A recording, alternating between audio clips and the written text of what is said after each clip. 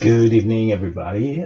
This is Conservation Community live this evening, and we have two special guests for our weekly update with community conservation community. That would be our founder, Andy Steele from the PATT Foundation, and we're gonna after. Hey, Andy, how you doing? I'm good, Stefan. Yourself? Yeah, I'm very good. Thank you very much. So we were on orbit, I circling can see. around the Earth, and we have an appointment with a gentleman today. You know, a wildlife protector, Demis Galli, a fantastic photographer. That's the stunt for today. And so, where is he in Doi Suthep? In the middle of the Um, jungle? Demis is at the base of Doi Suthep, so we'll go to him live in a moment. And I'm Uh-huh. in Bangkok, so I'm a little bit jealous that Demis is out in the field where I'd much rather be, to be honest. Right, right. Because actually, we are zooming with a satellite view on Doi Suthep, but if I'm keeping diving in the jungle, I'm gonna lose myself. You might find him if you keep zooming in. Yeah, yeah. So Demis is not far from the Hamong village. I don't know how you pronounce it. Among villages. Hamong I think village. he's at the base of Doi Suthep, closer to Chiang Mai. Okay, okay. So I'm gonna try to get Demis with us. All right. Can we upload Demis? I believe so. Also, modern technology. Yes, Demis Hey, Galli. good morning. Hey, welcome to the show. Thank you. So, guys, I'm going to leave you two talking about, the Hornsmith project, the wildlife protection, and I'll be behind the scene. If any of the viewers and the audience have questions, then I will shuffle them to Andy so you can address them. Is that okay with you, Dennis? No problem. Good. Okay, Go talk on. to you later, guys. Have fun. Okay, thanks, Stefan. Well, Demis, I'm just jealous you're out in the field. You're at Doi Suthep and I'm stuck in Bangkok. So I can see the trees in the background. Yes. What's the plan? What are you doing out in Doi Suthep today? I'm just testing out some GPS equipment, and so I'm out in the field just trying. So Yeah, just making sure that the equipment you've got is working. that's right. That's right. And that's a great place to do it in Doi Suthep, Some right? photographs and some, testing some equipment. That's it for today. Yeah, Okay. Well, Doi Suthep I know well because we had the pleasure of, well, I'm not sure whether it's a pleasure, but cycling up Doi Suthep a few weeks ago that's when I right. visited. That's So right. I think you're taking a more leisurely approach by walking today. Yes. All right.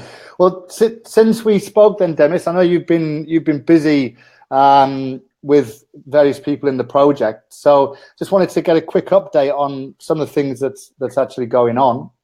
And I think one of the fundamental changes when we were there, and Adam Oswald was with us, we discussed instead of using a fully enclosed enclosure, we'll move to semi-enclosed. So you've actually got some advice. You sought some advice from different people on the benefits and how that would work, right? Yeah, I actually called one of our you know um, the people are helping us from the local university. Okay. So I have been asking, if it was possible to actually um, use smaller cages to do, the release, and everything seems positive. They maybe a month or two just to get used to the area, right? And Mhm. then they can be released. But the enclosures, the gate is going to be open, and so they actually can come back anytime they like to maybe get some food if they want, if they don't find enough, okay, for the first period. But then I think it won't be no problem because there is plenty figs and plenty fruit trees out there, and so they will get used to pretty quickly, and they will just go and uh, restore that area where they used to be 40 years ago. I understand. So the concept has changed from what was a very large enclosure to smaller ones, which gives them protection. They can come back and actually feed from those areas, but they will find their natural habitat within the area, right? But they come back to the same place to breed. That's what I understand. Well, they go back to the same area to mostly, I guess, feel safe and find food in case they don't the first few weeks or months, but eventually they will just go on their own. And the good thing is since we have two species, the Oriental Pied Hornbill and the Great Hornbill, the Oriental Pied Hornbill, which is the smallest one, is very adaptable, so they really can make a nest everywhere. It's not a problem. The problem or potential problem could have been the finding the nests for the Great Hornbill, but then again we're gonna build those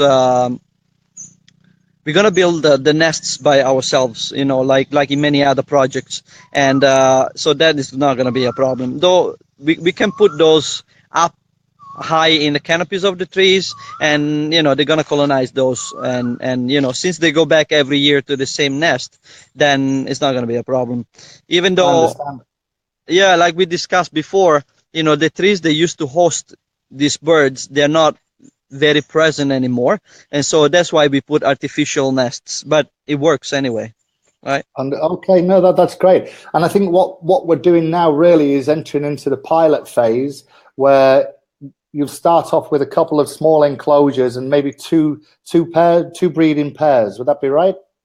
We're doing 5 breeding pairs. We do three Oriental Pied Hornbill couples and 2 Great Hornbills. So in total is 10 individuals. Yeah. Okay, and that's already been agreed with Khao Kiao Zoo, right? That they will donate those breeding pairs. Yeah, they are happy to donate them. Actually, they have a research facility where they do breed hornbills, and actually they have breeding couples already, ready to go, actually, to be released. So that is very important, because if they are not breeding already, it will be difficult for them to actually choose their partner, because there will be just few of them, and sometimes they get a bit choosy. So since there is no other population out there, so we just make sure that they already in couples, and so that is not a problem. Okay. Yeah, that's one of the important things that you mentioned. When I visited, we went to the actual area. What was the name of the area called? The village. It's Mekampong village, about 55 km from Chiang Mai, east of Chiang Mai. Okay, because that's one of the things that when I said, have you got many pictures of the hornbills? And sadly, you said you not had the opportunity to photograph them because they're not there anymore.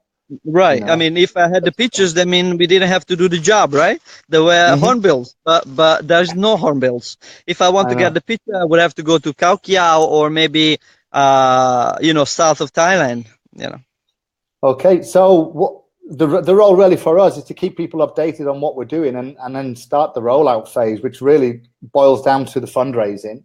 Once we get the funds in, working with Wildlife One and yourself and Adam, then the project can start. So that's important from our perspective to get the message out there. Once the funds start rolling in, literally the project is ready to go. We can start immediately. That's right. Yeah, to be honest, everything is ready to go. I already had several meetings with the villagers where the birds have to be released, and we're going to do more of that work later.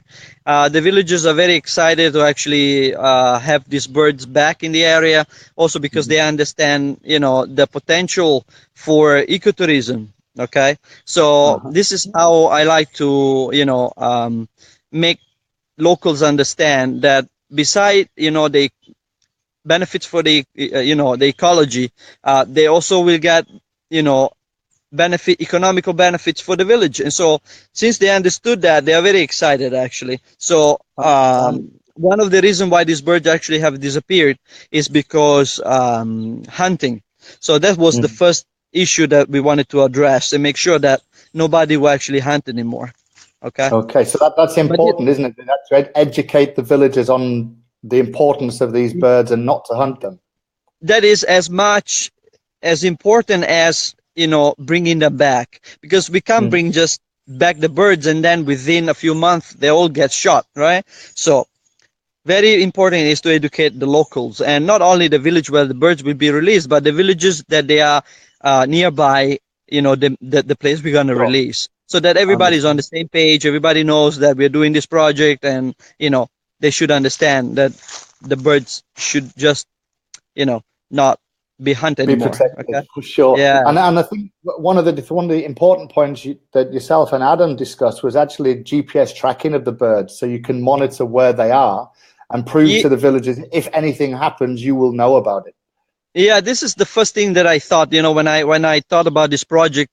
I want to track the birds and see how they do back in the area after 40 years that they haven't been there, and how far would they have to go to find food. All those information that are very important for future projects, so that they can use our knowledge to actually implement similar project around maybe the north of Thailand. And yeah, just going back to that location, Demis, Mae Kampong, is that close to the national park? Mae Kampong is close to two national parks. One is Chai Son National Park, and one is Meta Krai National Park. So Chai Son, actually, it's beautiful. I mean, the forest is intact. It's probably one of the best forests I've seen in northern Thailand, to be honest. Right. Yeah. Okay. So what you mentioned before was that from an ecotourism point of view, I mean, we stopped and had a coffee in the village, and it's a beautiful, serene area. And like you said, it would be amazing to see these hornbills flying past. So that, as well as the reintroduction of the hornbills, it's actually quite important for the villagers to derive an income, and they can do that from ecotourism. Oh, definitely. I mean, the village already deriving some income, but this is, how would I say,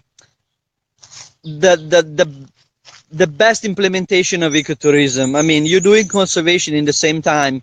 You use that to actually derive economical benefits for the village. The village will understand that and protect these birds, because people will go to the village and stay there, eat there, drink coffee there, and they'll bring cash to the villager. So they will want to protect the birds, make sure that they stay there, and people will come to see those birds, right? And one of the things that's important is once this project starts, like you said, initially there'll be 5 mating pairs will be introduced, but it's an ongoing process. Not only they should breed every year, but you continue to bring more mating pairs from the zoo, because they have an abundance of these animals, but not a location that they can be safely released. Is that right? Well, just think that these birds usually they lay 1 or 2 eggs per year, which is nothing really, and often they don't survive, okay, because of different reasons. So in order to have a viable population, we need to bring about 200 to 300 individuals to make this population stable, and making sure that you don't have inbreeding, and a lot of inbreeding means we want to avoid genetic problems of these birds. So that's why every year we need to bring maybe now we start with 5 couples, maybe next time we do 10 couples, just to make sure that within 10 years we bring a big enough population that is self-sustainable. Yep, I understand. And one of the important things is you brought one of Thailand's experts, Dr. Pillai from Mahidol University, on board for this project, right? So I started working with her. Please. Yeah, they'll be assisting you on the project as well, right? Yeah, because myself, to be honest, I'm a forester, but I like to touch all the, how would I say, all the conservation issues, but animal reintroduction is not really my expertise. So what I do is I usually work with experts in different fields to actually achieve different kind of projects. Myself, I'm a forester, and usually I do forest restoration, right? So I bring in experts on those fields, like Dr. Pillai. She's probably one of the best, around the world, to help me to do, the reintroduction properly and the conservation of these birds. That's right. I did a little bit of background on Dr. Pillai. She's spoken all over the world at various That's conferences about hornbills. So she right. is not just an expert in Thailand, she's a world-renowned expert on hornbills, right? World renowned. That's why I decided to work with her. So at the beginning, it was just me and her, and then she advised to work with Dr. Vijak, which is also in the Hornbill Foundation in Bangkok.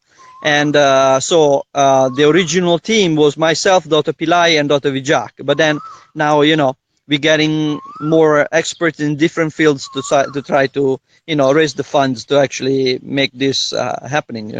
That's right, and I think one of the warming things that I noticed, Demis, is that if this works, and I'm not sure of how many reintroduction programs have gone ahead in Thailand successfully yet, but this really is a model that can be rolled out in various locations. So this is Definitely, a prototype. Definitely. I mean, most of the reintroductions have been done with one species at a time, but this is the first of this kind that we try to reintroduce two species in one time. And I like to bring students from the local universities like Kasar University, Mahidol University. They can come and do some research and find out, all those information we want to know in order to support future projects, just to make sure maybe they don't do the mistakes we might do during this one. Okay. Sure. And, it's a learning experience then. Yeah, we want to build a body of knowledge that other people after us can use to do this project more successfully, probably maybe even faster than what we are doing, right? So, understand. But I mean, it's an interesting point. You mentioned that you're a forester, Demis, and I know we've had a lot of interactions on forestry over the years. But one of the important things that you told me as well was with the hornbill, the fact that they disperse seeds to the various projects inside the project zone and outside, right? Yes, this is what often we forget. Seeds dispersal happening naturally in the forest, right? The problem is most of these dispersers like the hornbill, they're not there anymore, and so we need to go in, spend a lot of resources, bringing seeds and planting trees, and often it's very costly to do this. These birds do the same job for us for free. They're bringing around a lot of seeds, dispersing a lot of seeds, like thousands and thousands a year per animal, right? And they could just do the job for us. If we keep these animals alive, like hornbills, rhinos, elephants, all these big, animals, I mean, we don't need to spend anything, beside preserving them. Let wildlife help itself, and obviously it actually reduces the long-term cost. And see, that's right. Someone's asking what's the costs and the budget necessary. And I think we've discussed that in the pilot phase. We're looking to raise around $50,000, but to roll this project out and keep it going needs in excess of around $200,000. So that would be okay. That was the budget that we thought the first year, because we had to build the huge enclosure. But I think if we go with the other idea of doing like smaller cages, we probably can reduce that at least about 50,000 for the first year. Okay, at least. And then there's ongoing costs to do that. Yeah, but like you said, 50,000 starts the project up. Then there's ongoing monitoring and maintenance of the project, and locals employed to deliver the food, etc. So there's some income revenue. So once one project starts and is ongoing, then it does need continuous ongoing funding. And then with the success of this project, hopefully we'll look at another location. Yeah, I mean, we can do this in many other parts of Thailand. If this works and we make it successful, then we can replicate the same way we did this into another location, and that would be fantastic, to be honest. Some research done by local scientists, found out that since these birds are gone from this area, about 50 species of trees also gone. So you imagine the implication of this. Yes, that's unbelievable. And who was doing that research, Demis? This was Chiang University, FORU, the Forest Research Unit. Yeah. So it's quite interesting. And imagine this is just one species. Imagine what would do when the elephants are gone, the rhino is gone, and many other species. So many other 3 species will go together with these animals. Right. So that just shows the importance of reintroduction of the wildlife back into the area. One thing that people do not understand is we are all interlinked. Once you break the chain, some things are going to happen and they are not positive. So we need to try to reinstate, the place and, the environment the way it was. Oh, I totally agree with you. And I think that's what people don't realize, Demis, is the benefits beyond just seeing the animals in the wild. That's right. There's an interesting debate on the benefits of zoos and wildlife being kept in zoos. That's a discussion for another time, whether the importance of zoos and the work they do from a conservation perspective. But it's much better to see these animals in the wild, literally flying around their natural habitat than to see them in the zoo. It just doesn't. And Andrew, sometimes it's easy to talk this, and everybody. I think many people share our thinking of seeing the animal free. But unfortunately, things in the things have changed. I mean, humans have colonized some area, and sometimes there is conflict between animals and humans. So this is why, before to reintroduce a species, we would have to do a research that, make sure that we don't create conflicts. Because once there is conflicts, then that is the problem why the animal are gone in the first place. Sure, it's interesting. I was reading an article this morning from, I think it's a Scottish Conservation Society, and they've reintroduced sea eagles into certain areas in Scotland. But the problem is now the sea eagles are actually eating the lambs. So they've now got to introduce measures to stop the sea eagles taking the lamb population. That's exactly what I'm saying here. A good study has to be done, in order to make sure, we don't actually create those conflicts that actually wiped out that species. Okay. Yes, so no, without a doubt. No, it's important. I'm just gonna switch, Demis, to another one, because we've got a lot of your pictures as well, and I think that's quite an interesting story. Some of your photographs are absolutely amazing. Thank you. They're going to come on the screen, but just talk us through it. You take your camera with you everywhere, right? Literally. Yes, it's something that is becoming an obsession, to be honest, and my back knows about that. Usually I bring my professional camera mostly everywhere, and it's heavy, but the results I get is, I think is, they're fantastic. I really enjoy that. Is everything started as part of my job because I wanted to document things when I go to the forest, right? But then I thought, well, let's just put a little bit of art in it and try to get not just a picture, but maybe a nice picture as well. And so I just finished an exhibition few weeks ago, and I managed to sell my pictures, which is pretty good, actually. You turned a hobby into, and it's become a passion. But it's good feedback, actually. So amazing feedback. But I mean, just for the fact that you're going out at night when you're working and in the field, like today, you're checking out some GPS equipment, but you've always got your camera just in case you see something. But you often go out with a dedicated purpose to look for the wildlife as well. And someday I just go out just with the camera to looking for wildlife. Yes, and snakes usually are the things I see most often. Yes. You took the words out of my mouth. I mean, one of the pictures that came up was a pit viper, and one of the most amazing pictures was a pit viper about to strike you. Right. I don't think we've got that picture, but it must be quite scary when you're out there, though, Demis. When you go out there every day, and what you deal with, I mean, with whom you deal with, then you get to learn, like, is it a fast snake? Is it a dangerous snake? How far do I have to be, to be safe? And so I know the pit viper is quite slow, to be honest. So I was just a meter away and shooting the pictures. Just now the mock viper came to the screen. Yeah, this looks like dangerous. It's not though. So if with what you're working with, right, then nothing to worry about.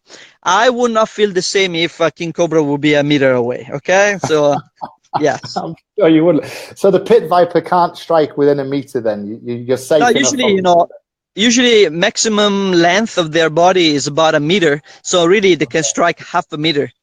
I Okay. understand.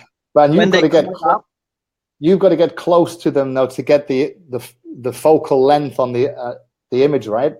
I like to get as close as as close as possible, so I get some really nice and sharp pictures. Yes, that's what I like to do. What's the most dangerous situation you've been in then, where you've been taking pictures? Well, I just mentioned king cobra. That was a king cobra, yeah, and Really? he raised that was about a meter tall from the ground, and that wasn't fun. Wow! And you didn't get a picture of that one though. I didn't. No, I didn't get. I wasn't worried about the camera. I was worried about me. No doubt, of course. Yeah. That's. I mean, there's quite a few stories of pictures, people being in the forest and taking pictures. But I'm also considering the element where there are tigers in certain national parks now being reintroduced in Thailand. So that's also a potential threat if you're out in the field, right? Well, look, if you remember, I gave you some pictures from the camera traps, and from the camera traps, you could see, animals that you can find around here. So there is, leopards, there is, wild boar, there is bears, there is deers, and often they are there daytime, because the pictures from the camera traps, they were also daytime. It just was like maybe these animals just passed by in front of the camera 10 minutes before I went there to take the SD card. So, wow. The encounter could just happen any day, really. Okay. I went on the other side of Doi Suthep to visit the elephant vet outpost a number of years ago, and one of the things that was amazing is there was a couple of elephants in the bush on the side of the hill, but you can't see them, and literally these are elephants, they're huge, and there's a couple of baby elephants that were 1 and 3 years old, still quite hefty little chaps, but when you're stood there, you can't see them. They are so camouflaged, even though they're so big. And so that's with all of the other wildlife there are inherent dangers when you're out in the field. I mean, with amazing work that everybody's doing in conservation, but people forget about the dangers that are there. And I thought, I won't say you become blasé about it. You've got to be mindful of it, but it can be dangerous, right? Well, it can be dangerous. Usually, well, depends what area, you're walking in, right? But, animals also are very shy. Don't think they just want to come and hurt you. Only if they're cornered, and they didn't know you were close enough. And then maybe, yes, they could get aggressive, right? But in so many years I'm going to the forest, I usually never had any problem, beside snakes, okay? Most of these animals come out at night, and that's why I go to do pictures at night. There's the good chance to actually see something. Then it gets more dangerous, though, right? I understand. I remember when you worked for National University of Singapore. That's right, NUS.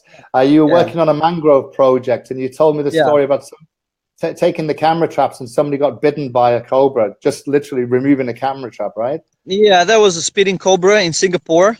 A student, he was doing PhD actually. He went by himself, and we had a policy that we shouldn't go by ourselves in the mangroves. But he decided to go by himself, and he was removing the SD cards from behind it. A camera that was behind a tree. He didn't look, and the speeding cobra was sitting on top of the camera.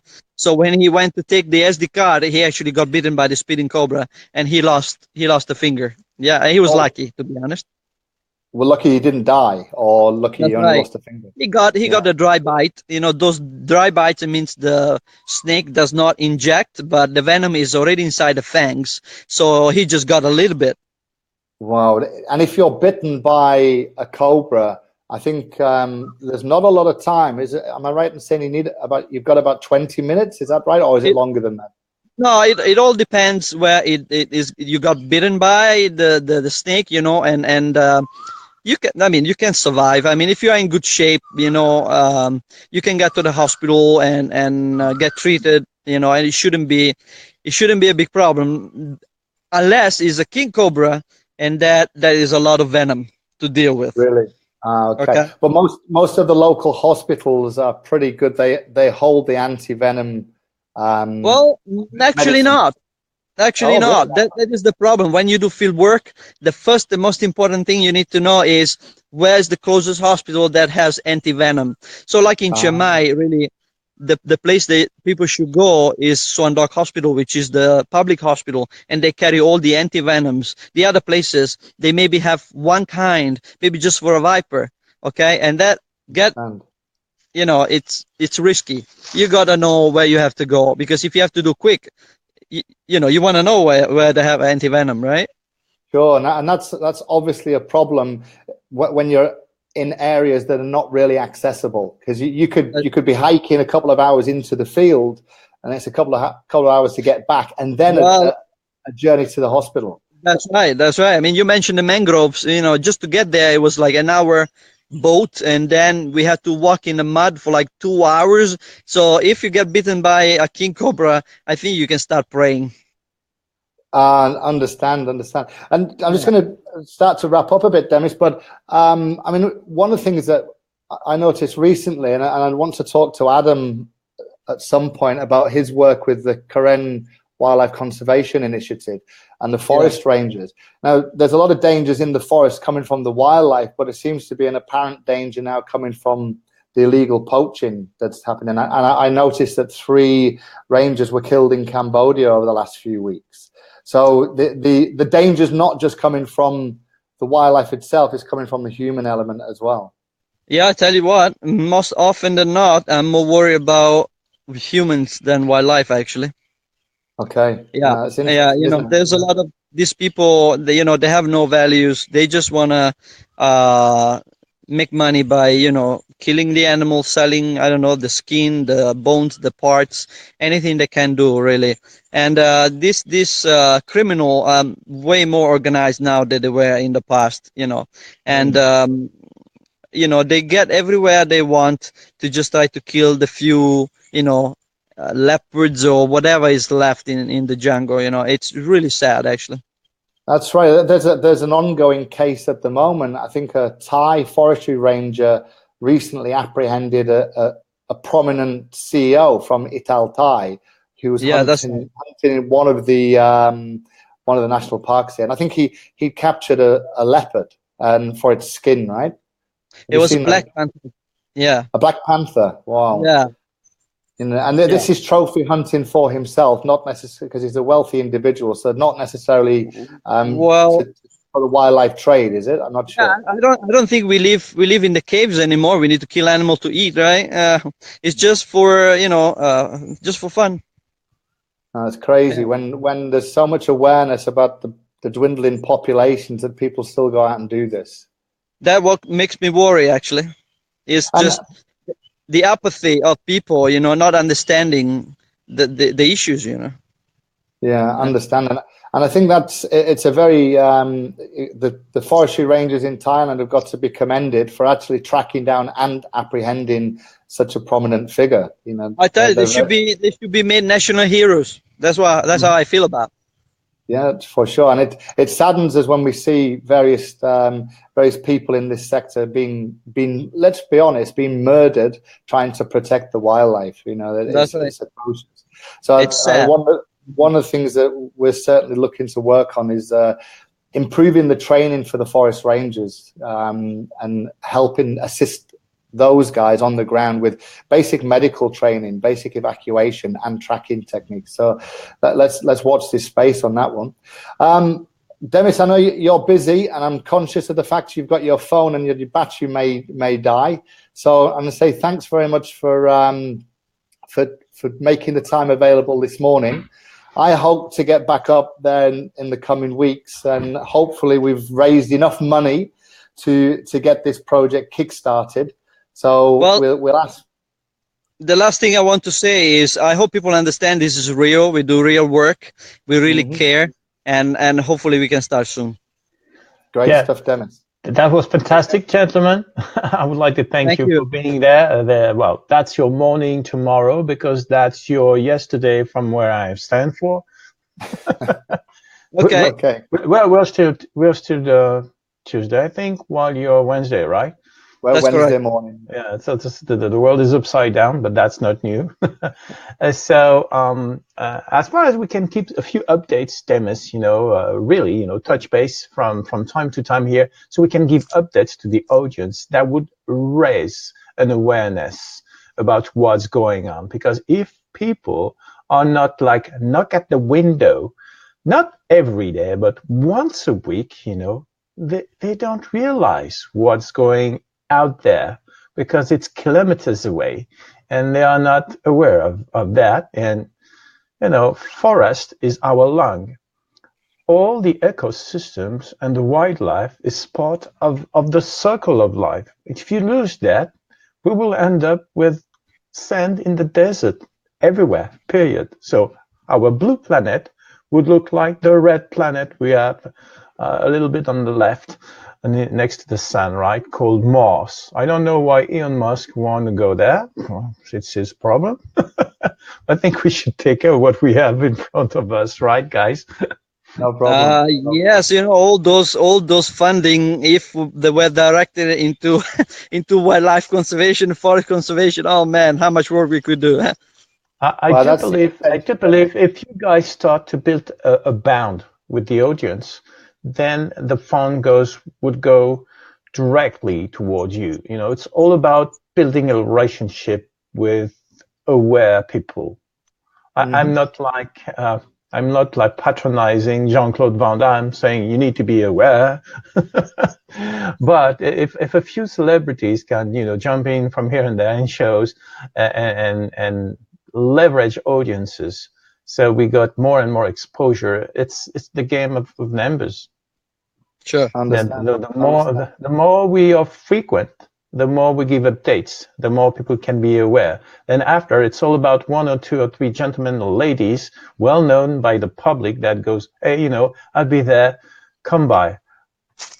And the trick is done. The critic is done. After, it's all about act according to your beliefs. If you don't care for wildlife, you don't care for the earth, don't cry if you end up on a dry rock. Mm-hmm. Or you would like to visit the jungle safely, avoid snakes, cobras.